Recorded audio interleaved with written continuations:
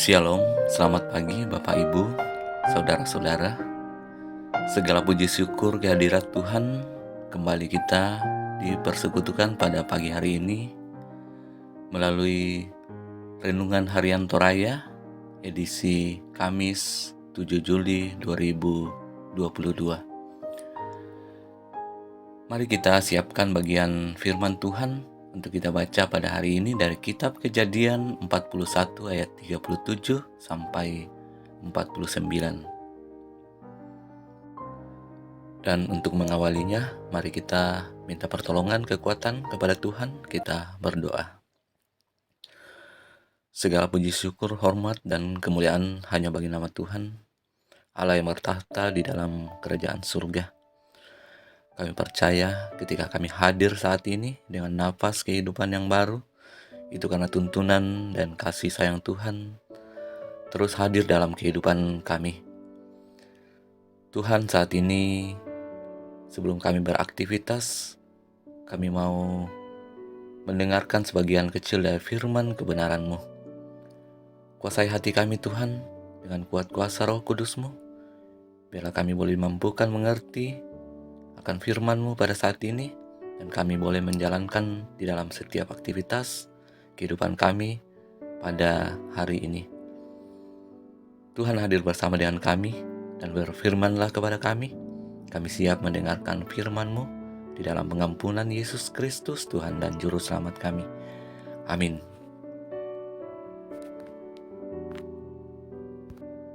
Pembacaan firman Tuhan dari Kejadian 41 ayat 37 sampai 49 di bawah judul Yusuf di Mesir sebagai penguasa. Usul itu dipandang baik oleh Firaun dan oleh semua pegawainya. Lalu berkatalah Firaun kepada para pegawainya, "Mungkinkah kita mendapat orang yang seperti ini, seorang yang penuh dengan roh Allah?" Kata Firaun kepada Yusuf, "Oleh karena Allah telah memberitahukan semuanya ini kepadamu, tidaklah ada orang yang demikian berakal budi dan bijaksana seperti engkau. Engkaulah menjadi kuasa atas istanaku, dan kepada perintahmu seluruh rakyatku akan taat. Hanya tahta inilah kelebihanku daripadamu." Selanjutnya Firaun berkata kepada Yusuf, "Dengan ini aku melantik engkau menjadi kuasa atas seluruh tanah Mesir." Sesudah itu Firaun meninggalkan cincin materainya dari jarinya dan mengenakannya kepada jari Yusuf. Dipakaikannya lah kepada Yusuf pakaian daripada kain halus dan digantungkannya kalung emas pada lehernya. Lalu Firaun menyuruh menaikkan Yusuf dalam keretanya yang kedua, dan berserura orang di hadapan Yusuf, "Hormat." Demikianlah Yusuf dilantik oleh Firaun menjadi kuasa atas seluruh tanah Mesir. Berkatalah Firaun kepada Yusuf, "Akulah Firaun, tetapi dengan tidak setahumu, seorang pun tidak boleh bergerak di seluruh tanah Mesir." Lalu Firaun menamai Yusuf Safnat Paenea, serta memberi Asnat, anak Potifera, imam Ion, menjadi istrinya. Demikianlah Yusuf muncul sebagai kuasa atas seluruh tanah Mesir. Yusuf berumur 30 tahun ketika ia menghadap Firaun, raja Mesir itu. Maka pergilah Yusuf dari depan Firaun, lalu dikelilinginya seluruh tanah Mesir. Tanah itu mengeluarkan hasil bertumpuk-tumpuk dalam ke-7 tahun kelimpahan. Maka Yusuf mengumpulkan segala bahan makanan ke-7 tahun kelimpahan yang ada di tanah Mesir. Lalu disimpannya di kota-kota, hasil daerah sekitar tiap-tiap kota disimpan di dalam kota itu. Demikianlah Yusuf menimbun gandum seperti pasir di laut, sangat banyak, sehingga orang berhenti menghitungnya, karena memang tidak terhitung. Dan menjadi pokok perenungan kita dibawa dalam satu tema, tidak cukup dengan pengetahuan. Tanggan nak ke kapaisanan bangri. Ada orang yang bisa memprediksi masa depan dengan berpatokan pada kondisi terkini. Seperti halnya seorang pengamat sepak bola, mereka bisa memprediksi tim yang kemungkinan memenangkan pertandingan dengan melihat kondisi tim tersebut. meskipun tidak semua prediksi itu sesuai dengan kenyataan.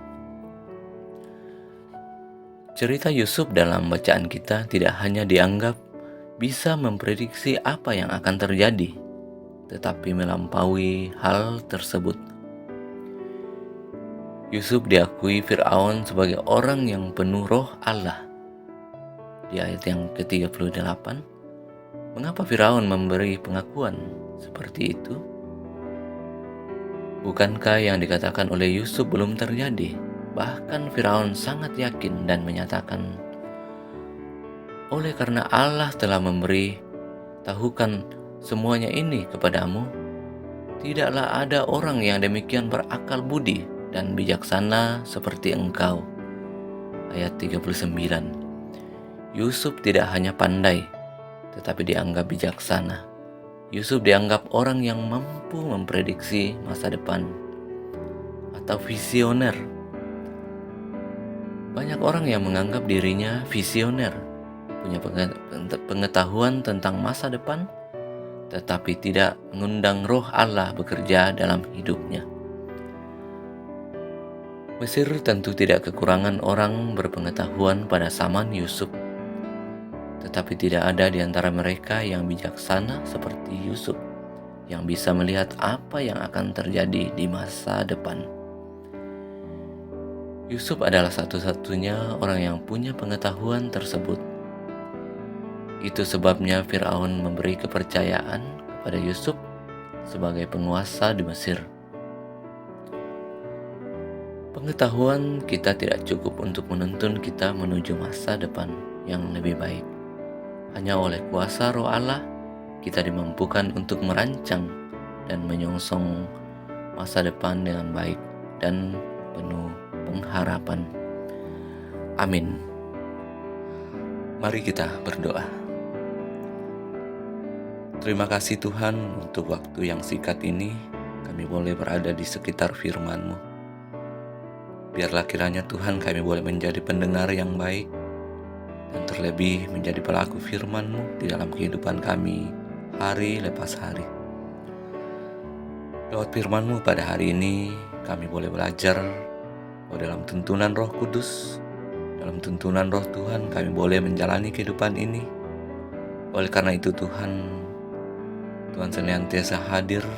Kami mengundang Tuhan di dalam setiap langkah kehidupan kami, dalam kami bertindak dan beraktivitas.